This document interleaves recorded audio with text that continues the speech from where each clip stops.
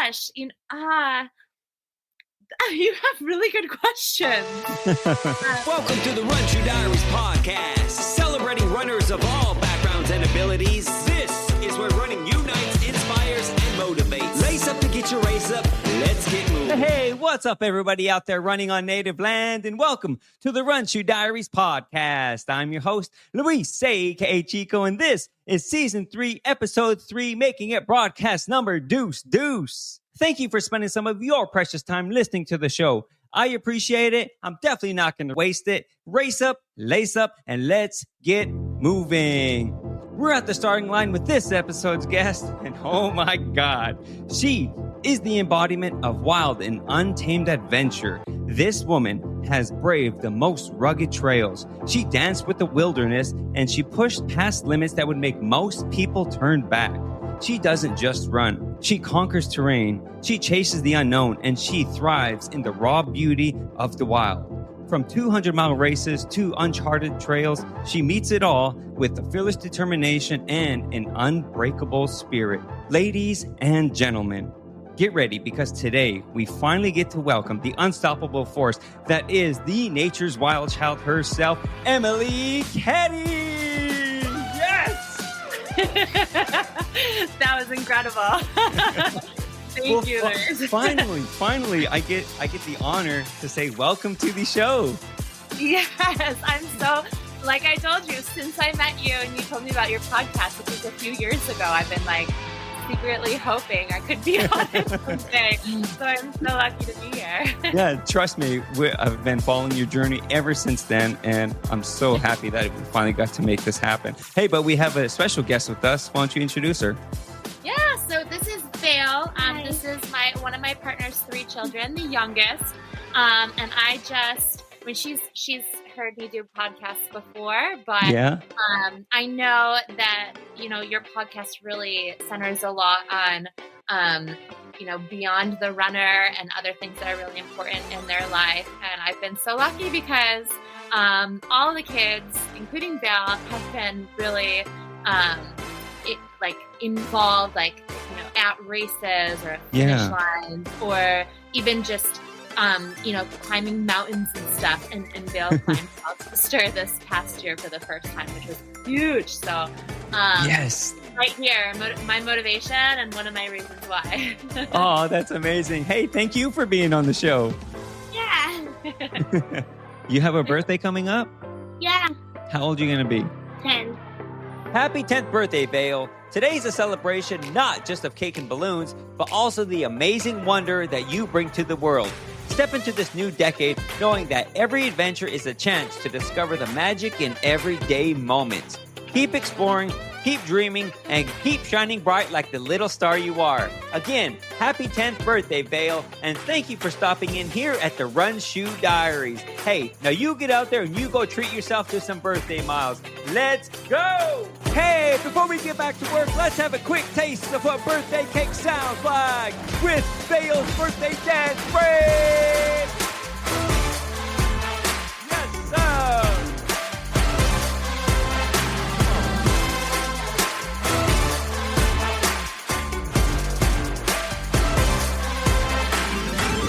Emily, you know as well as I do that the miles don't run themselves, so let's stop stalling and let's start hauling with the Fast 5. These are 5 rapid-fire questions to give us some quick insight about you. Question number 1, and the answer is obvious, but when it comes to running, do you prefer roads or trails? Trails, for sure. Except right now here in lovely Bend, Oregon, the trails, we did finally in February get some snow. So the trails are a slippery, icy, muddy, snowy, buttery mess. So I've been doing a little bit more road running, but okay. Trails. Question number 2, challenge coins, medals, buckles, or the journey's experience? What are challenge coins? So challenge coins are, I wish I had one by me, but it's an actual coin. And when you complete a challenge, it's an actual coin that is a representation, like an award, kind of like a medal, I guess you would say. All right. Okay. I I have my buckles on display. Well, not really even on display. They're sitting out on a shelf right outside the doorway I'm next to. I love buckle. There's something about, especially when I ran Uray, they had, before the race at check-in, they had the big, beautiful buckle on display. And that I remember during the race multiple times being like, I have to finish. I have to get that buckle. So yeah. Okay. Question number 3. Besides athletics, what is your favorite pastime? Oh, besides athletics, I would say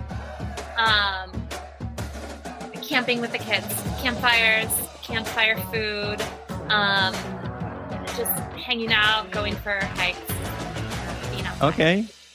Question number 4. What is some advice that you would give to young Emily? Young Emily.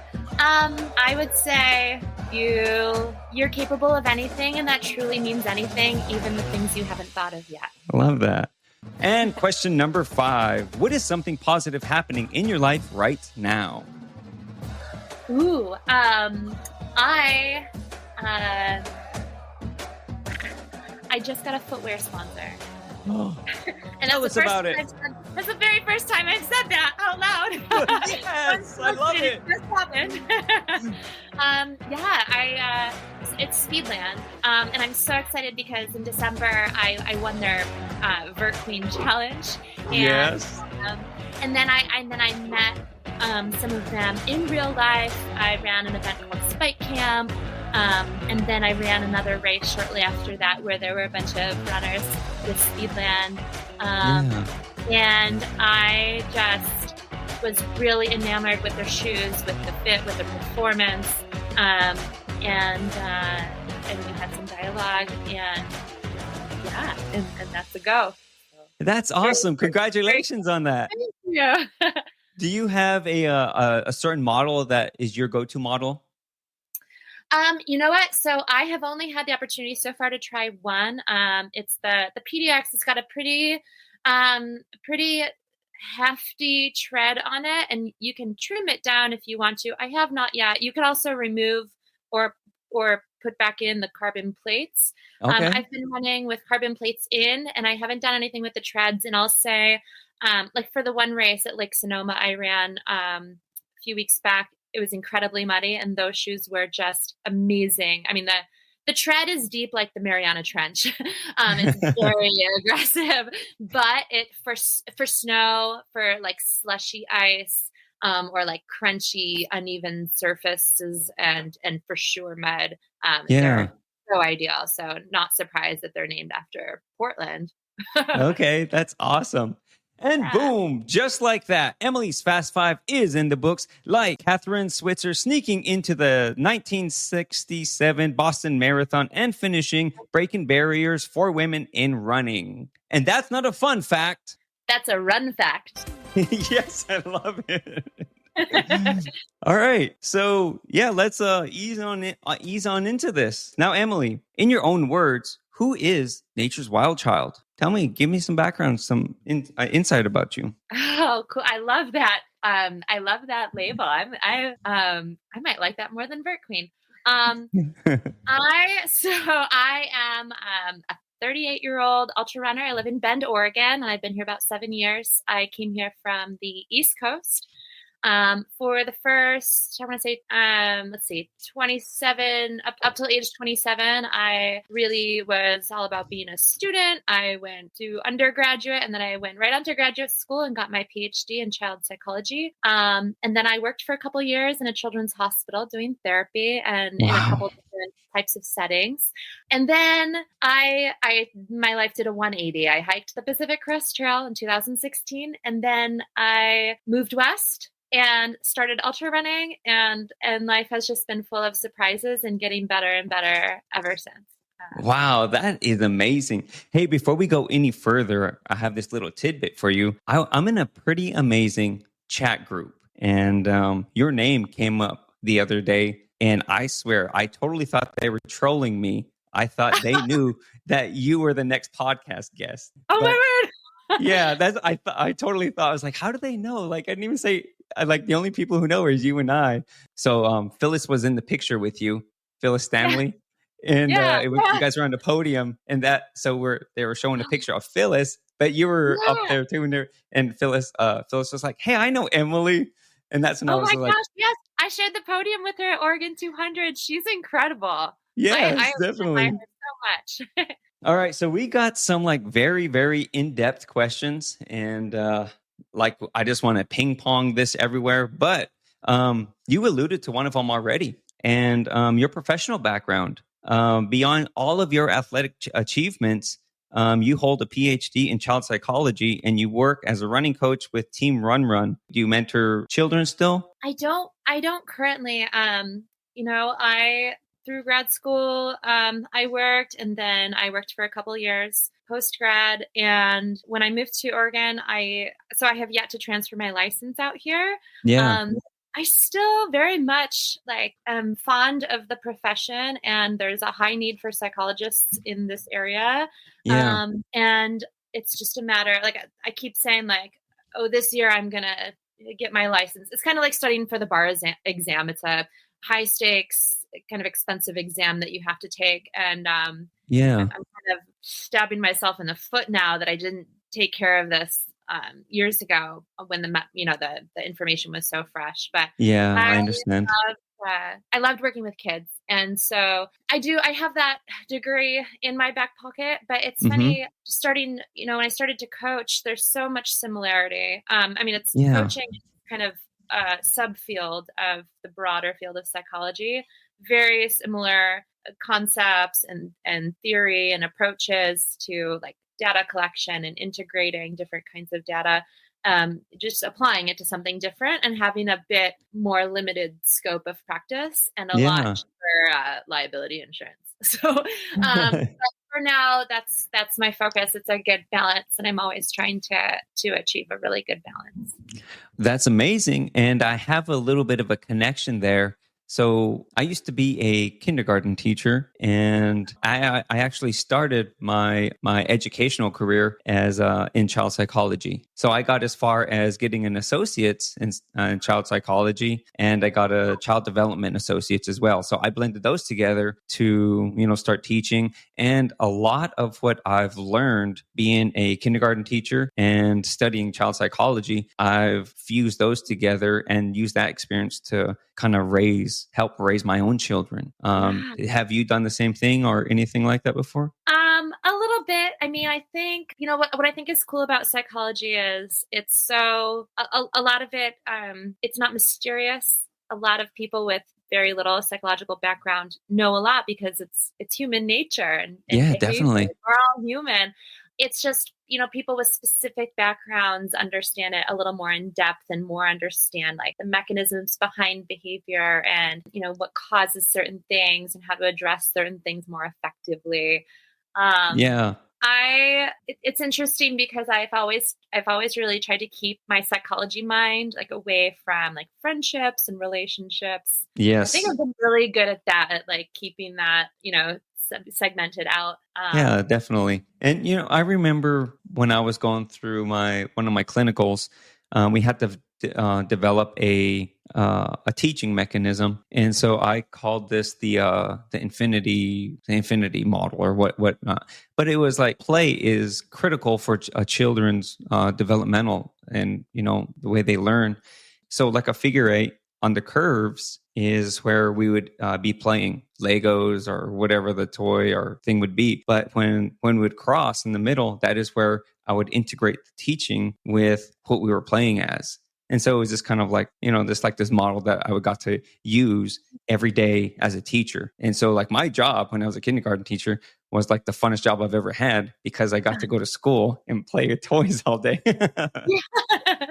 Yeah, absolutely. That's one of the, I remember learning like play therapy, and Yeah. it was really fun and really interesting watching like a bunch of adults in a college course learn play therapy and really like be uninhibited and try to like recall what it was like. Cause we lose a lot of things as adults. Like we lose imagination and we lose our ability to kind of like, just see things as a child without labels. And I like the idea of that model. Yeah, I would love to know more.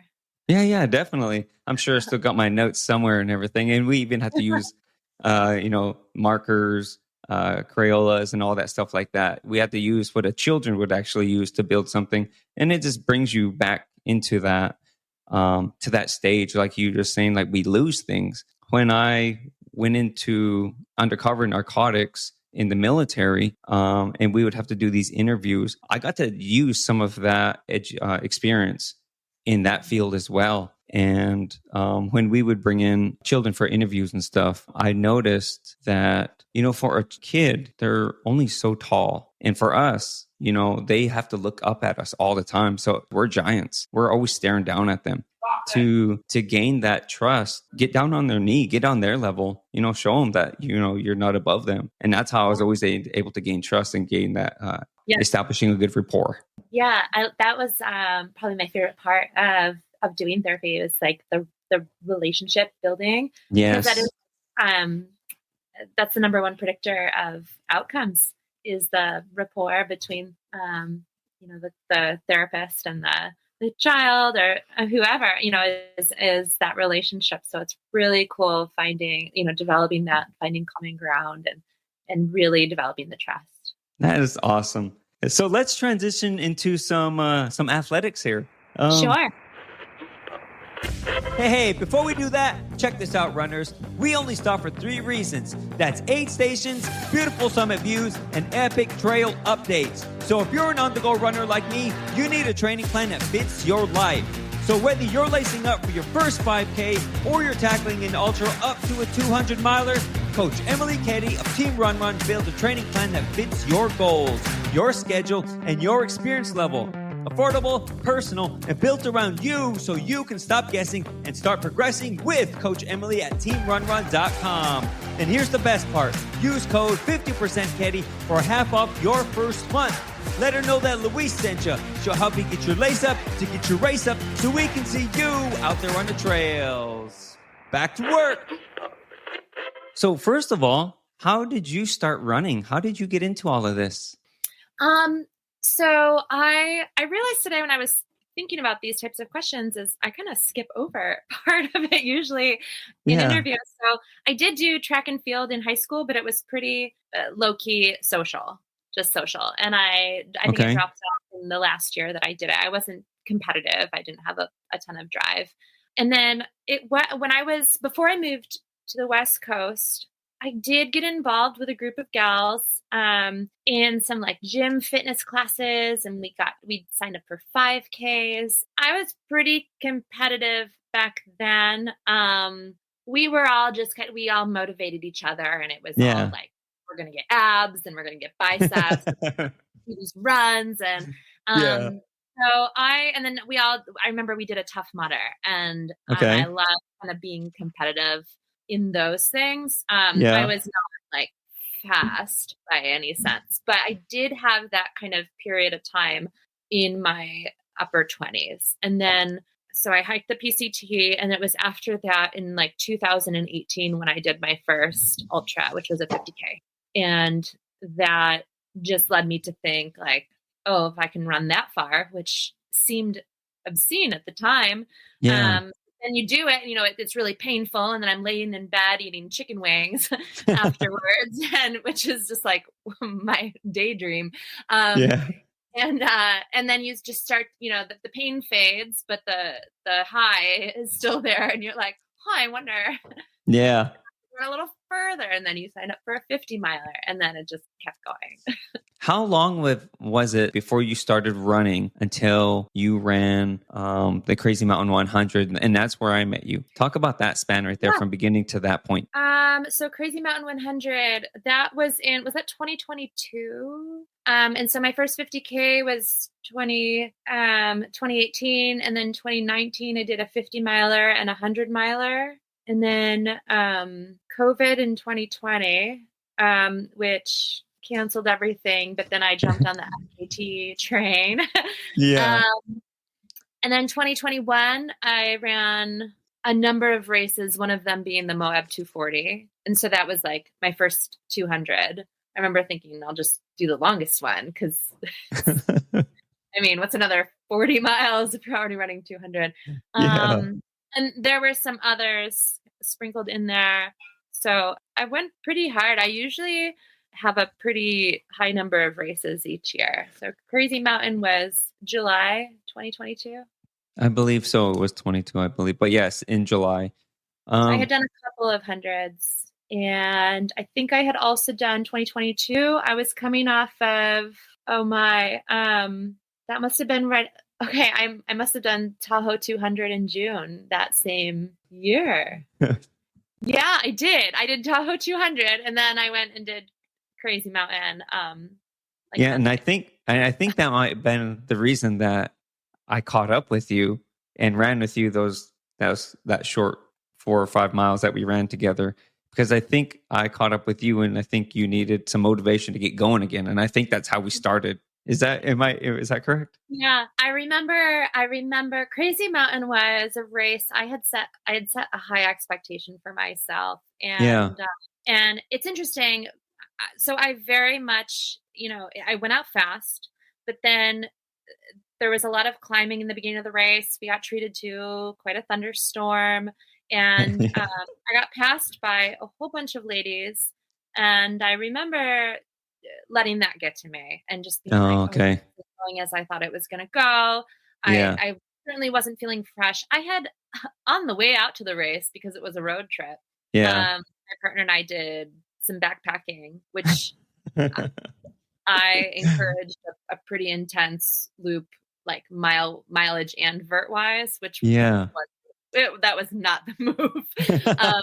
And I was like, it's okay, we're going slow, but it's a lot. I mean, I've learned a lot about being excessive. I love to be excessive, but there's times when it's not going to work in your favor, at least performance wise. And so, if I'm going to do that stuff and try to get away with it, I have to kind of adjust my expectations. So yeah, I was just needing some extra motivation. And in that, I hit a bunch of walls and then had some really huge, incredible highlights too.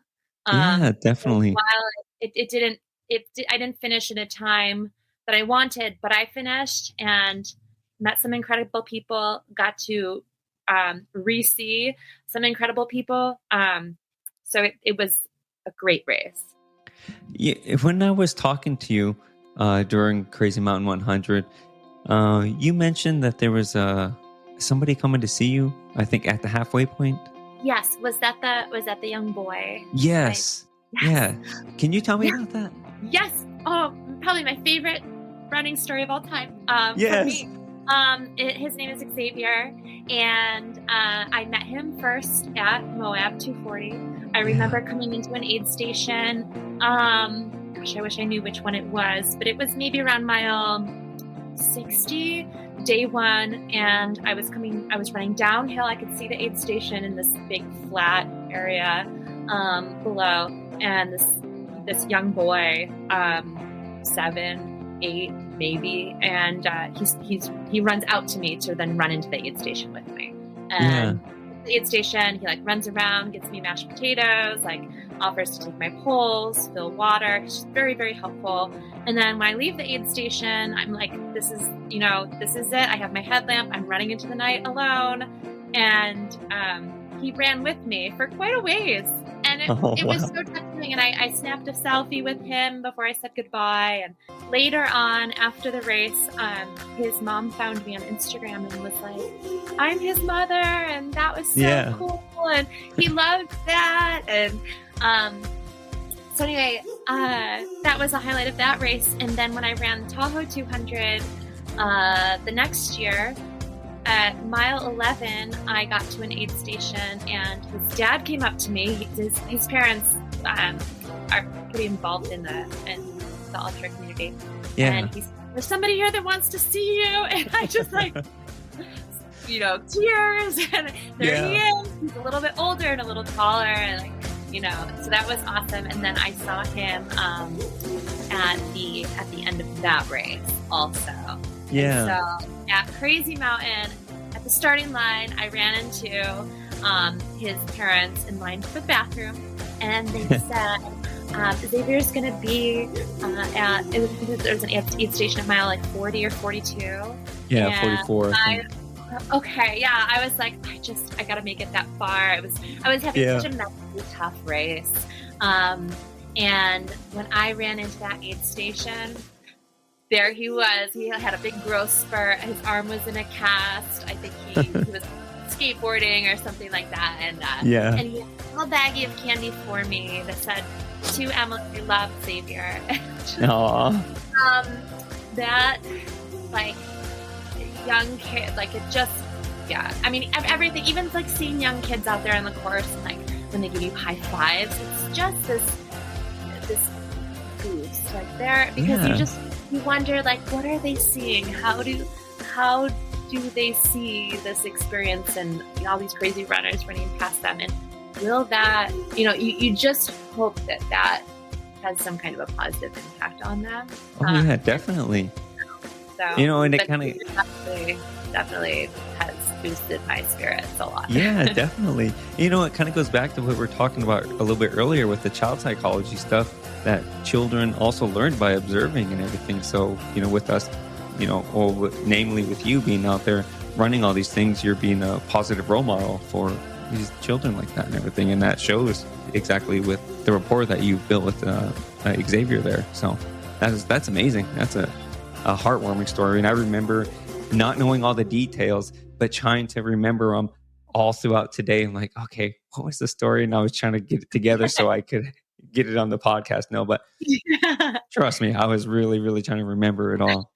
So ultra running is as much a mental game than it is physical. You've pushed through some grueling races and FKTs. What is your go-to strategy when your mind starts to tell you to stop? I feel like there's a lot of things that I flip through. Probably a lot of things I do at this point fairly naturally, but it's still a mental challenge. I still can get sucked into like negative thinking. Mm-hmm. And there's times when I can really, that just takes over. And sometimes I need somebody to be there and encourage or, remind me that this is temporary, or, hey, there's someone watching you and don't let them down. I do really good with that kind of pressure. This means a lot to someone else. Sometimes, sometimes if you lose that kind of intrinsic motivation, I can be motivated by things outside me, especially like mid process. So, but I think too, a lot of what I do is guided by like the privilege and opportunity to be out there, and definitely short, like painfully short. And if I can do this thing that brings me joy and has some kind of a positive impact in whether it's the field of ultra running or women in sport, or, just sending any kind of a message to young people, even not necessarily about running, but in just pursuing passion and your dreams. Plus, there's always just this idea of like, okay, well, maybe it sucks, but I am out here suffering in an incredible place. Yes. Your beats and 9 to 5. So I think a lot of reframing, a lot of being grateful, a lot of sometimes just tough love, like don't be a jerk, don't be a wimp, keep going, you can do this, knowing that the feelings pass. So it sucks right now, or it hurts, or I don't want to be here, and this gel tastes disgusting and it's too hot and I'm sticky and I hate this trail and I'm so uninspired. Like all these things, you think back, you're like, why was I saying all that stuff? I was this person. And if you just keep going and moving forward at whatever pace. I always think when I get to those points, pain is temporary and quitting is forever. And man, I'm telling you, like Yeah, I have a couple DNFs on my name, and man, they still hurt. Like I went back and finished some of the races too, and yeah, those DNFs, they're still there. They're part of my record now. So Yeah, I feel you. I also have a couple, and that's, the more I heard someone say before my first ever DNF, like the more races you run, you will DNF, and then you'll DNF again, and it's just part of the process. But yeah, I like that the phrase you used, because my partner, he told me one time, I can't remember which race or FKT it was before. It was also Moab. I had family and friends, like the closest people to me, put messages. My crew got a hold of them all, like on the phone, and wrote messages on the little Rice Krispie treats that are like Valentine's Day ones that you can. yeah. Thing. So that was actually during that race. The message from my brother was that I was going to be an ant, and then the one which was very special to get that during the race, and then the one from my partner said, "Pain is temporary, glory lasts forever." Oh, nice. Not that I'm doing it for glory, but I mean that is like we all love that finish line, like yeah, that feeling, and so. And that feeling it's not just glory and victory and, but it represents so many things and overcoming and pushing yourself and those kinds of things that make me feel strong and capable. And, so that, pain is temporary, glory lasts forever. Yeah, definitely. I like that. So trail running and ultra running, it's exploding in popularity now. What is some advice that you would give to runners who are looking to take the next leap from road racing into embracing the wild, these unpredictable trails like the ultra trails that you run? I would say to start off to not be too worried about pace, because I didn't come from road running, but that's one of the biggest differences is the variety of the trail. So there's a lot more variables, from the texture of the trail, the terrain, to elevation, up and down, and just trail conditions from the weather, snow and mud, and all that. So I would say, just take your time, discover beautiful trails, enjoy that scenery. That is why I love trail running, because after hiking the PCT, it was kind of like, how can I have a productive life where I make money, but also spend such a huge amount of time outside, because I can't really keep doing this forever. So trail running was the answer I came up with, for better or for worse. But truly, I mean, it just became, wow, if I can run this trail, I can cover so much ground in the wilderness during the day, and then, go to my serving job at night, and see so much in a shorter span of time, just because I'm moving faster through the wilderness, not because I'm appreciating it less or not enjoying it as much. It's just moving my body in a different way, and that is joyful. Yeah, definitely. Along with what you're saying right there, like I've ran some pretty amazing races, and the one that punched me in the mouth last year was the Georgia Death Race. Man, I'm telling you, it was, I'm going to say, I don't want to say the word only, but it was 75-ish miles, 74 miles. But the amount of vert wasn't astronomically crazy, but they don't switch back over there in Georgia. They go straight up. And I'm telling you, like, I was cussing. I was just like, man, come on. Like, it's not even 100-miler and I'm busted up. That race really put it to me and everything. But it's just like you're saying, we do these things to enjoy the scenery, because, like the saying goes, some of the most beautiful places are at the top. And that hike that we put in, those hard miles, it's really worth it once you get there and everything. But that is the race that did it to me, was that Georgia Death Race. I mean, that race is notorious. Haven't done it, but man, the East Coasters really, they know how to build a direct trail. That's for sure. All right. So I'm going to ask you an insightful question here. Sure. Ultra running has come a long way in terms of inclusivity. But there are still challenges that don't always make it into the mainstream conversations. As a woman pushing boundaries in this sport, just as you are, what is one topic or struggle that female ultra runners face that isn't talked about enough and it should be? Ooh. And I love this question. I highly admire races that strive for more inclusivity and more diversity in the whether it's like in the selection process because it's a lottery type event or just in who they target in advertising or having funds and scholarships so that other people can participate because let's be it's not cheap. I haven't felt really at a disadvantage. I haven't felt neglected or in a race, treated as less than or unfairly, but I know that is not the reality for many. What I will speak to is women training and women by themselves.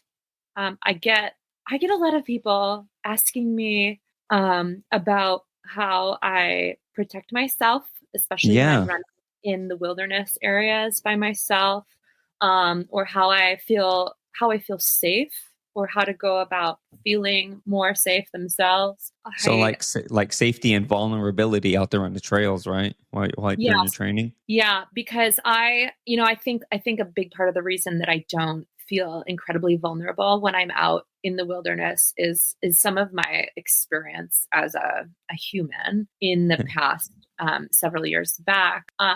Was being in a relationship with someone who was unsafe to me. Oh, yeah, I understand. So that did change me forever. And I, in many ways, refuse to be vulnerable. And so it's not that I never get scared when I'm alone out there, or if it's really dark and late at night and I see eyes looking at me, but I feel very confident and competent and not intimidated.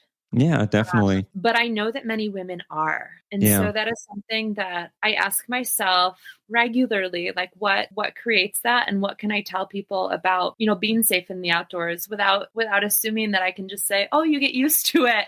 And that makes me okay. Because, it's just not everybody, it's kind of not everybody has a high risk tolerance or the same kind of risk tolerance. And maybe I do tend to be a person with a high risk tolerance. So maybe that is related to that as well. And I think sometimes maybe I give off an air of I'm not here to chat, or I don't really do a ton of eye contact and invite a lot of conversation with random people when I'm running in the outdoors. And that I think is partly self-preservation, but yeah, definitely. So it's I was reading this old study from Runner's World, and it was a survey, and there was 43% of women reported on a survey that they feel vulnerable or harassed during their running or training, compared to 4% of men. So yeah, that alone, when you think of how vast the running world is, those numbers or those percentages, that's a lot. That's a big difference, right? And so do you or have you ever carried self-defense tools or anything, pepper spray or anything like that? I have. I usually in the wilderness will have a small pepper spray that I have very accessible, not outwardly visible, but incredibly accessible in my pack. And I regularly just practice pulling it out real quick. So I have that kind of muscle memory.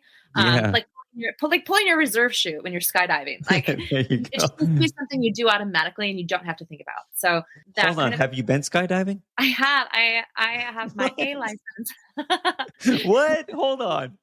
You have a license? I do. I am like a fetus in the skydiving world. I have 30 or 31 jumps, which is very little. Actually, it sounds like a lot. It's not. It's been over a year since my last jump, so I'm quite out of compliance. Meaning, my next jump has to be with a coach. But yeah, I can fly in the sky and do flips and stuff. Wow. Okay, that's pretty cool. All right, so we talked about so many topics in this short 40 minutes that we've been speaking, but there's one thing that I want to start alluding to now, and beyond racing, you have some FKTs. And to my knowledge, you have 32 of them? I do. For now.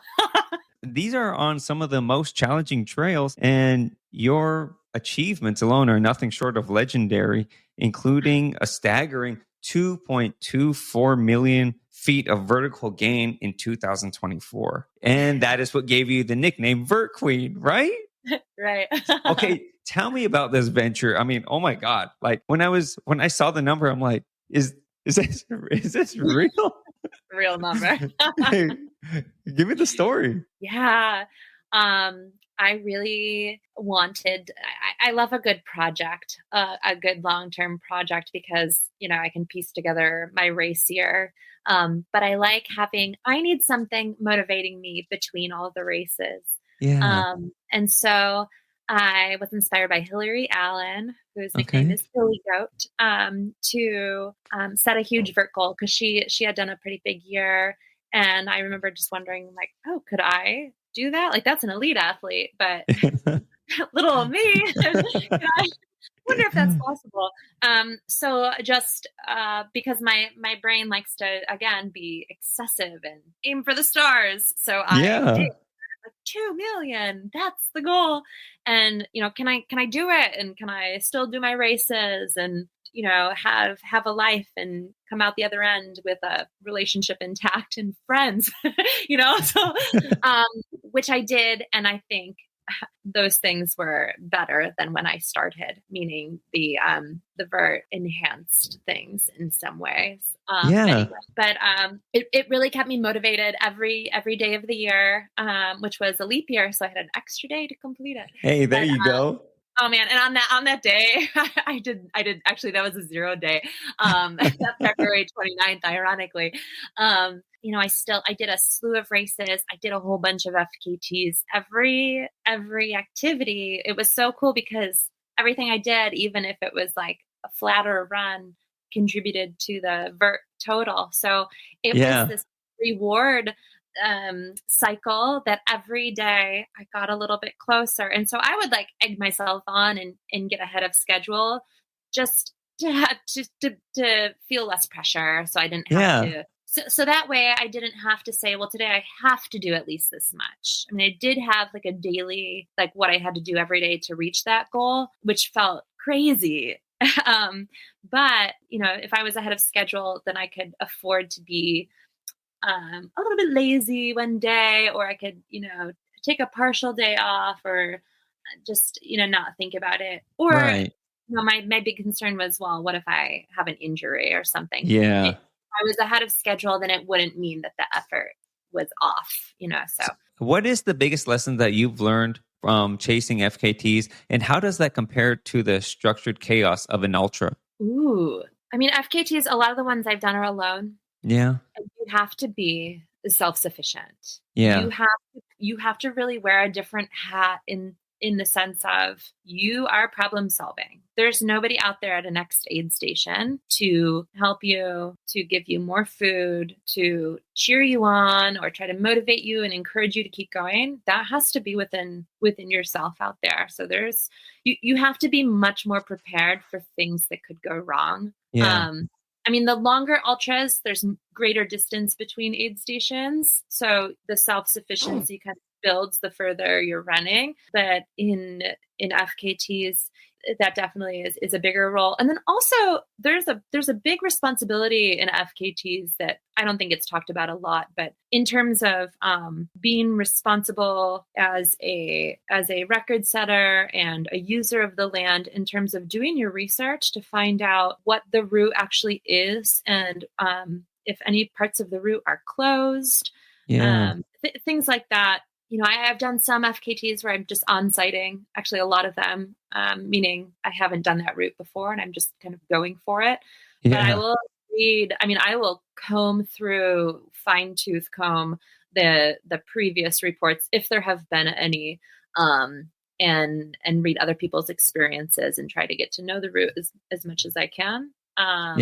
It's different. It is fun. It still feels like a race in a lot of ways. There's just not actual people around you. If you're trying to break a time, you're running against that invisible person. If you're setting time, you just have the pressure to perform your best so you can be proud of that time that you submit.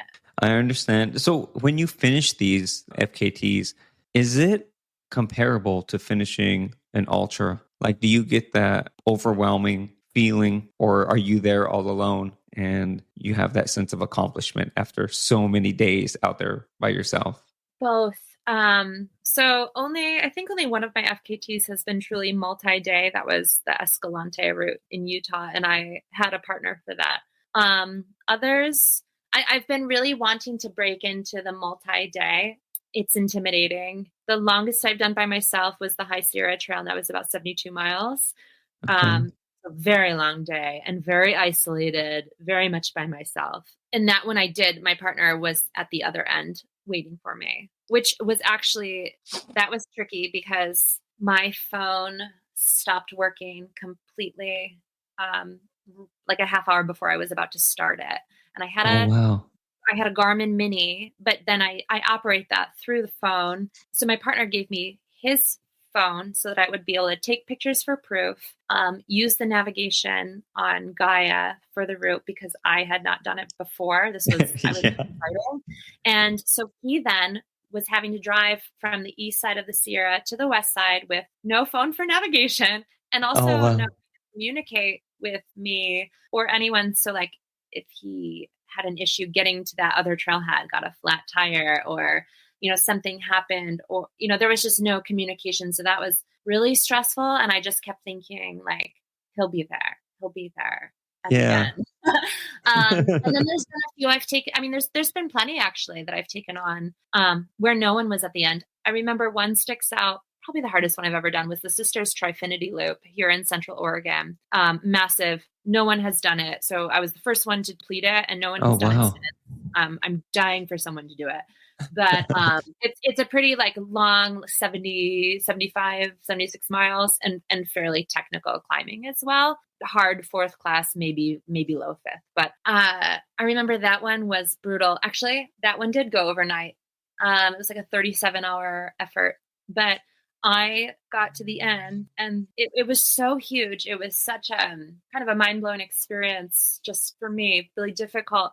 And no one's at the end. My partner was out of town. I got to my car, drove home alone. Like and it was, in some ways, it was really good for me because I got to just sit and process that monster of an experience.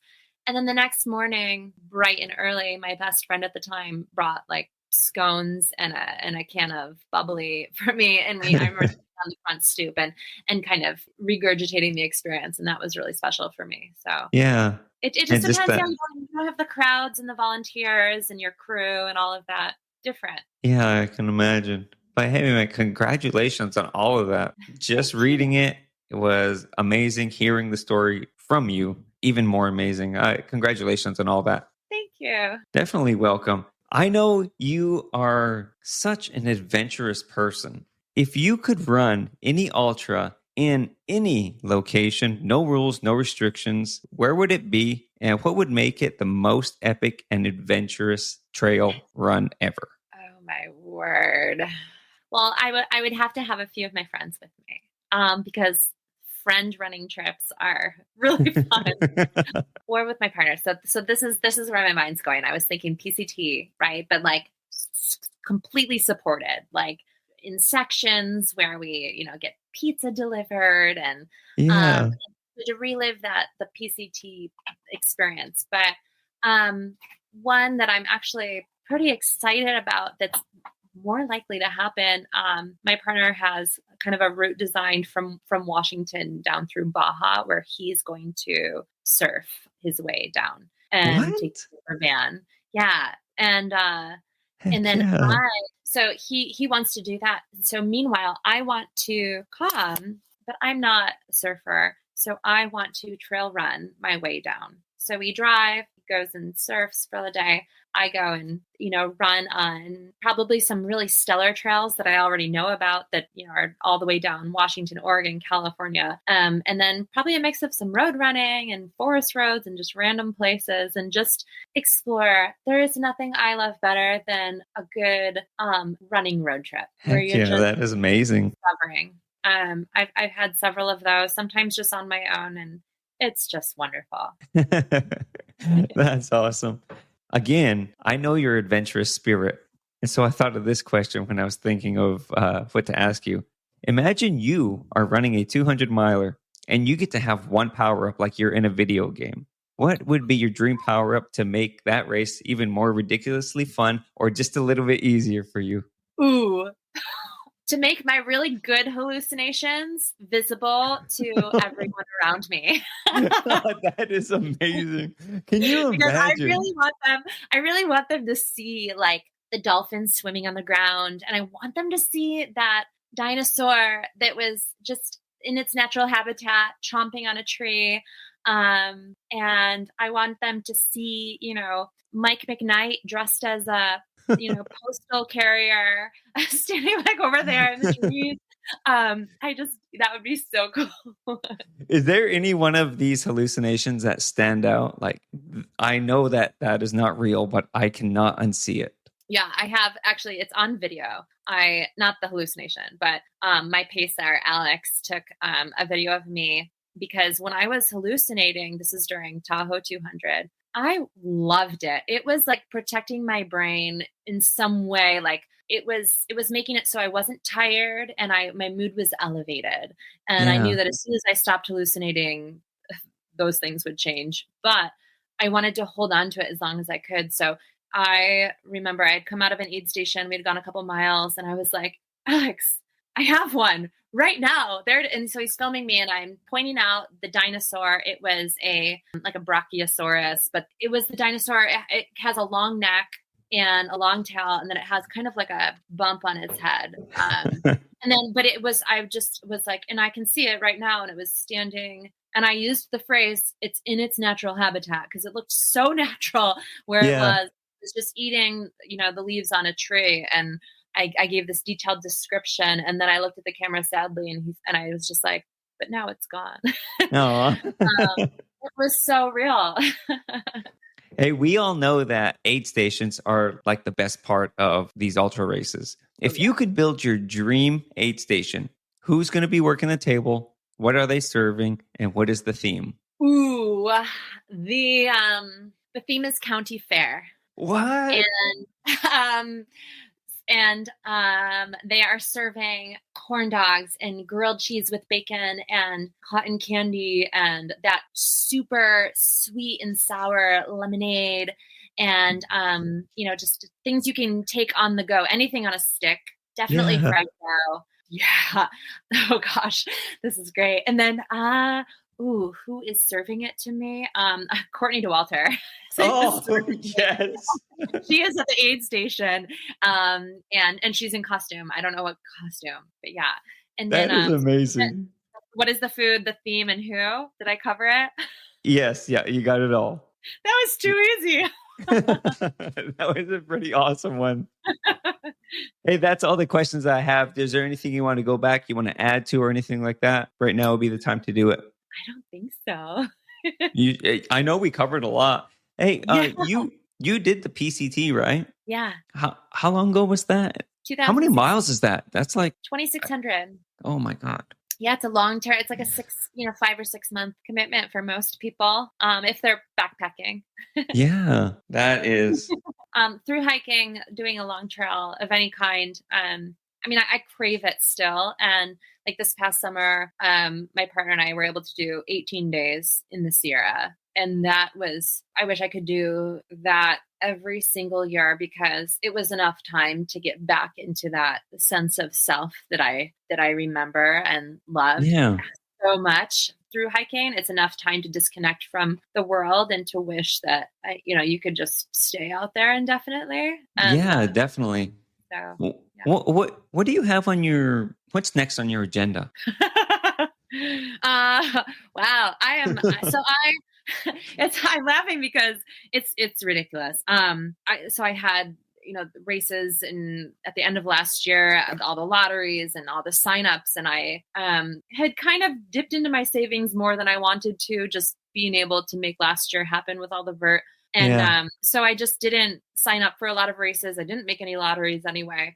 And I was also just really focused. I missed a few lotteries because I was like very Vert focused. Not paying attention. So I thought my year would start off slow, but like this is my list my God.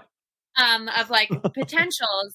And so far, I mean, I've got 2 races down this year so far. And then I have 1, 2, 3, 4, 5, 6, 7, 8 more. 2 of those are sub ultra that I just do. One, like Turkey Trot, that's one of them. And then the Quad Dipsy, which is a must do every year around Thanksgiving. And then so 6 more ultras, maybe 1 more late next year. And then I have my list of potential FKTs, which I sprinkle in and call those like my long runs, which is excessive.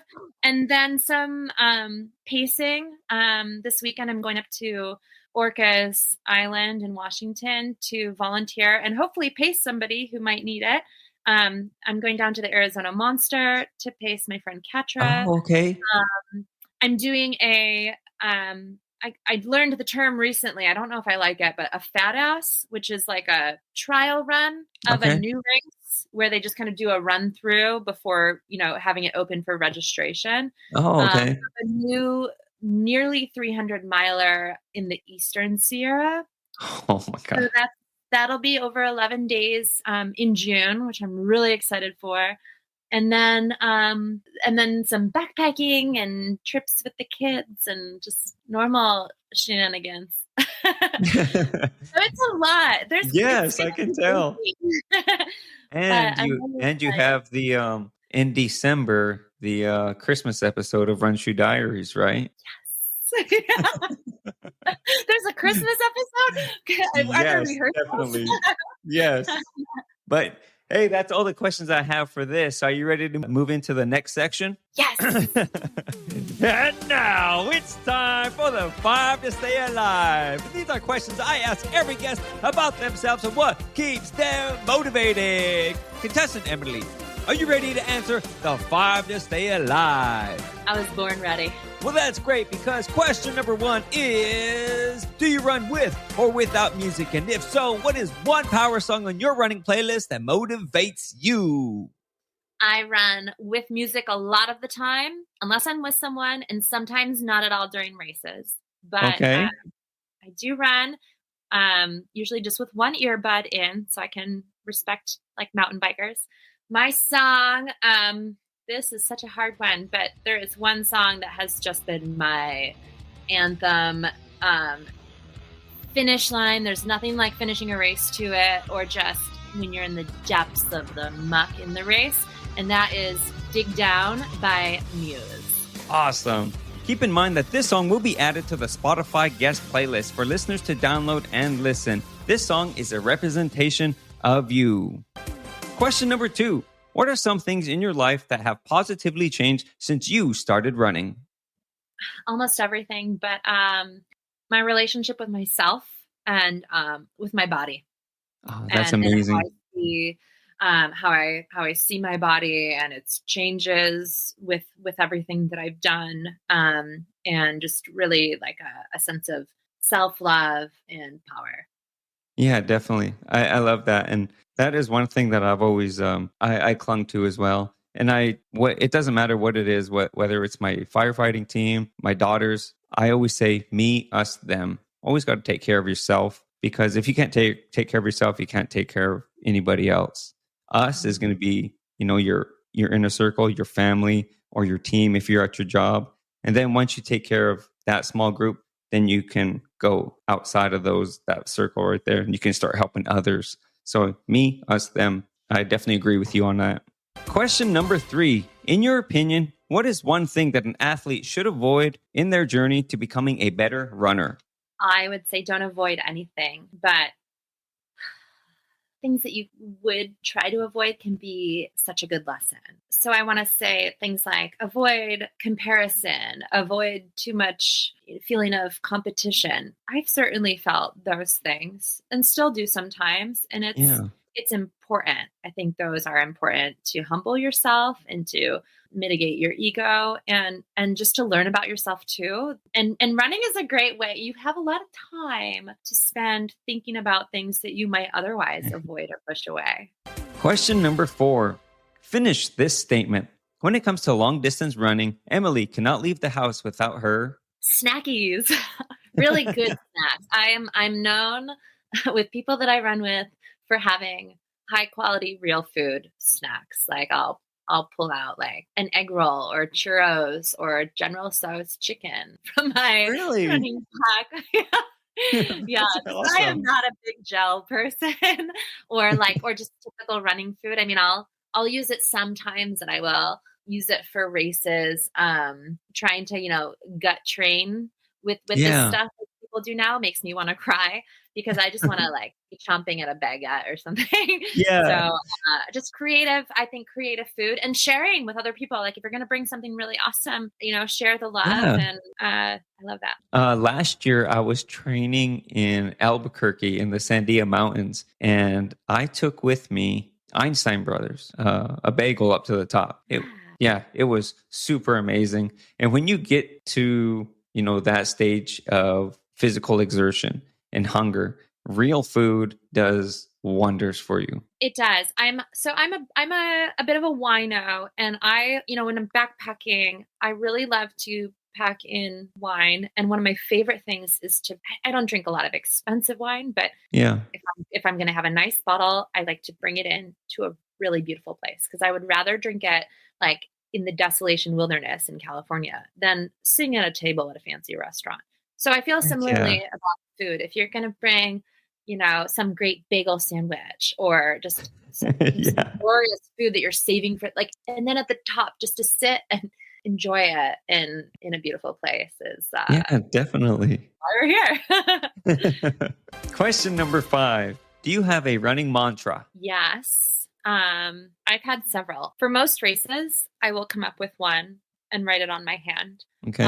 And sometimes I get them from other people, just meaningful words. For you, Ray, it was just, my mantra was for Lindsay. It was a friend from Colorado who had passed away in 2020. Yeah. And that race, that was my first time I had always meant to visit her there. We had talked about hiking and exploring and we never got to. And so that race was for her, and I felt her the whole time. But I think a good overarching mantra that I've just kind of had that I've carried with me is I think, therefore I can. Yeah, definitely. Meaning if I come up with an idea or see a race or do this, it's about sense of self-belief. I can do that. And maybe I won't succeed, or maybe I'll DNF, or maybe it'll be really hard. But there's really not much that I don't believe I could do. It's not about thinking that I'm the best. It's just about really having that innate sense of I believe in myself. Yeah, definitely.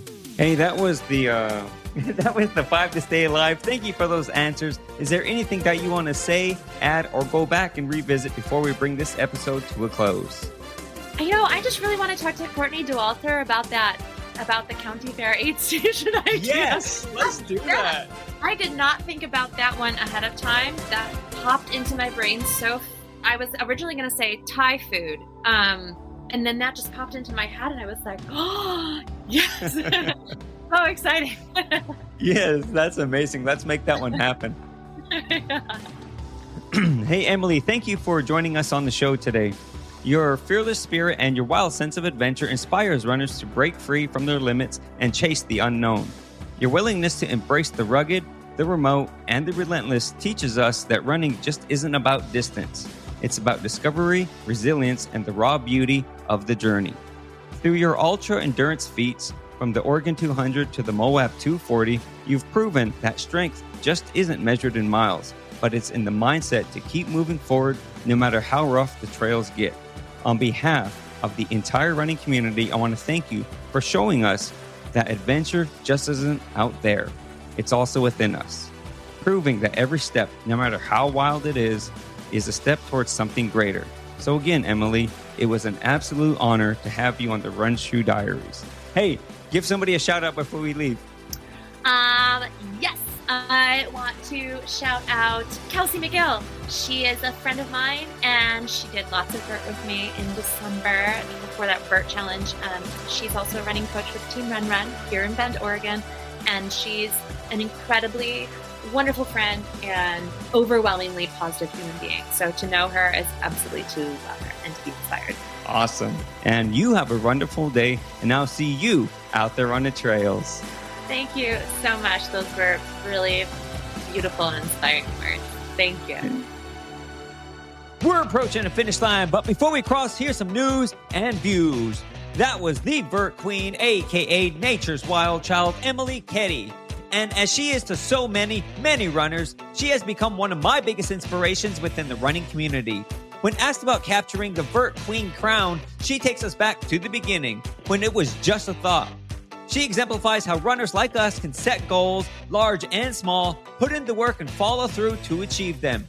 But beyond the miles and the vert, Emily has a fun-loving heart, bringing an overwhelming sense of joy and appreciation to the trail community. Here's Emily, aka the Nature's Wild Child. I love a good project, a good long-term project, because, I can piece together my race year. I need something motivating me between all the races. And so I was inspired by Hillary Allen, who is nicknamed as Hilly Goat, to set a huge vert goal, because she had done a pretty big year. And I remember just wondering, could I do that? That's an elite athlete, but little me. I wonder if that's possible. So just because my brain likes to, again, be obsessive and aim for the stars. So I did 2 million. That's the goal. And, can I do it? And can I still do my races and, have a life and come out the other end with a relationship intact and friends, so, which I did. And I think those things were better than when I started. I've learned so much during this conversation, and her responses were as raw and untamed as the trails that she calls home. Spiritually connected, deeply ingrained, and driven by a relentless fire, she embodies the wild, untethered soul of a true endurance athlete. She doesn't just run for miles, she runs for the journey, the growth, and the lessons that the mountains communicate along the way. Though each of us have our own reasons for embracing the run, those reasons evolve, just like the ever-changing landscapes that we push through. And like Emily said, life's painfully short, and we have the opportunity and the privilege to be out here. So pursue your passion and your dreams. Her story reminds us that the trails, the roads, and the miles, they're not just distances to cover, but places where we find ourselves. And so, Emily, on so many levels, thank you. It was definitely an honor to have this conversation and have you on the show. Keep moving, keep improving, muddy miles and mountain smiles, my friend. And I'll see you out there in the wild. Next, here's an addition to the Run Shoot Diary Spotify guest playlist. Emily is adding Dig Down by Muse. This song is fitting because it has an inspirational message that carries a strong theme of resilience, hope, and determination, encouraging people to push through adversity. And for Vale's birthday and every other fun-loving runner out there, I'm adding Everything is Awesome by Tegan and Sierra from the Lego Movie. And that brings the Spotify guest playlist to 32 songs. Download and enjoy.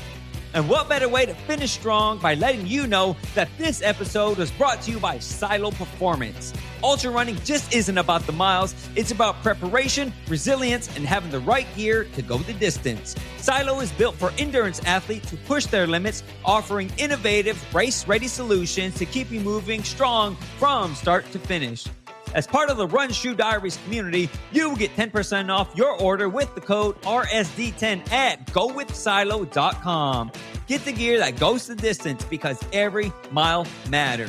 Shout out to Silo. And with that, we have crossed the finish line. So if you have any questions, comments, concerns, or guest recommendations, contact me at runshoe.diaries@gmail.com. Again, that is runshoe.diaries@gmail.com.